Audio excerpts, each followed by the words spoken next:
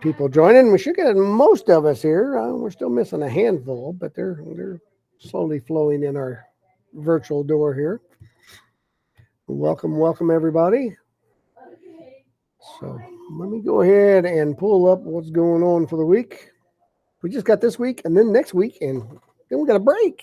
Thanksgiving is almost upon us. Of course, it is the latest Thanksgiving will ever be. It's the 28th. That's it can't ever be any later than that. So next year it'll be like the 22nd. It'll move up about a week.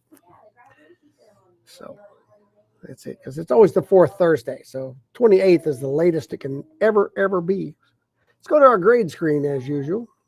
All right, we are at the bottom of the page for Module 3. So we have finished all of the lessons, all about quadratics with completing the square and sum and difference of cubes and all this different stuff that we've had this unit. So this is the practice test, and then part 1 and part 2 of the actual test. So let's go take a look at the practice test. And there is a video of Mr. Brock taking the practice test. So if you struggle with any part of the test, here is a video where I do the entire 37-minute video. I work every single problem. Of course, you can maximize it, take your whole screen if you like. But I work every single problem with a detailed explanation of how I got it. So in this one, there's what I needed to do, and I work the whole thing. So after you take the practice test, don't look at this before the practice test, because this shows what I know. You need to know what you know. So use the practice test to figure out, okay, do I know what I need to know before I take the test? So go to the practice test, and there are, let's see, there are 20 questions. 20 questions on the practice test. Solve. When you look at the answers, you see you need to use the quadratic formula for that one, number 20 and number 19. You need the quadratic formula because those are all irrational solutions that are, you don't want to try to factor to get that. That'd be crazy. So a lot of quadratic formula. Remember, the quadratic formula always works. If you have a quadratic equation, you can always use the quadratic formula. Translations, average rate of change from x equals -2 to x equals -1. Well, at -2, it's 7. At -1, it's 5. What's the slope between there? When it goes from -2, that's all it is, a slope. Average rate of change is slope between 2 points. What's the y-intercept of this? Oh, yeah, that's almost a gimme right there, because you don't even need to graph it. You don't need Desmos for that, because it's in standard form. It tells you the y-intercept right there. What's the vertex? Oh, and this is in vertex form. Oh, this practice test was too easy. Axis of symmetry. If this has been shifted, what's the value of k? If it's been like in x minus h squared plus k, what is k? So you should be able to show off a lot on this, because you've done quadratics for a while now. This is not the only class you've had that dealt with quadratics. So you've been reviewing quadratics for a few math classes. And factor. What's the completely factored form?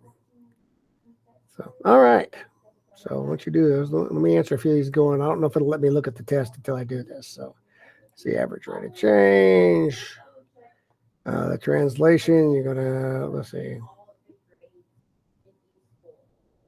What's the y-intercept? What's the vertex? Axis of symmetry. What's the value of k?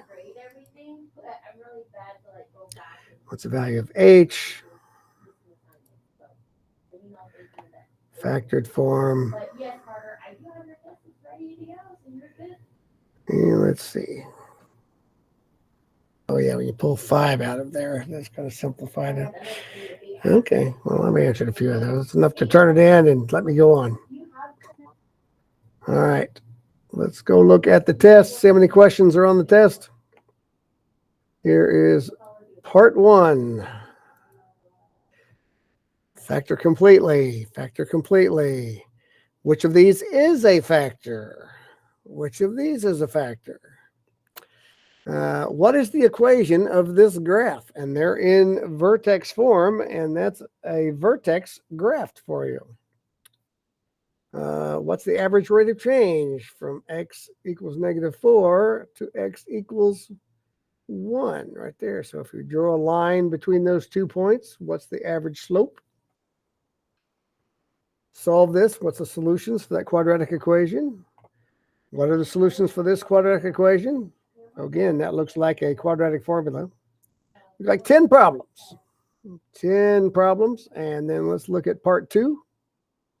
Yes, I know I didn't take the test. So. Part 2 has 1, 2, 3, 4 problems. Show all the work to factor this.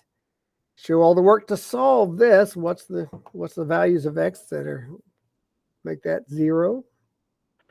2 functions are given. This one has an equation and a graph. These are not the same function. These are different. State the axis of symmetry for each function and explain how to find it.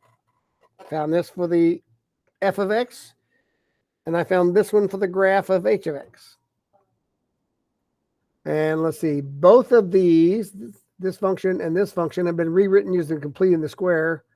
Apply your knowledge of functions in vertex form to determine if the function for each function, the vertex for each function, is a minimum or maximum. So there are 2 answers there, guys. Don't just give one. There are 2 answers. You want all the points. When f of x equals x minus 1 squared plus 5, is that vertex a minimum or maximum? How did you figure that out? G of x equals negative x plus 2 squared minus 3. Is that vertex a minimum or a maximum? And how did you figure that out? That's it. It's test week. We're going to wrap this unit up and move on to something else. So we'll do just a lesson or 2 before Thanksgiving next week. And then we'll have that nice week off to go do whatever we want to, or do nothing, or just eat a lot, or whatever your plans are for that holiday. Yeah, hope you feel better, Mr. Brock. I appreciate it. I appreciate it, Jacob. I need to get feeling better. So you guys go work on your practice test or whatever you need to do to get ready. If you're behind some assignments, get those done before you take the test. But otherwise, I'm done. I don't have anything new for you this week, guys. Just test week. So have a great week.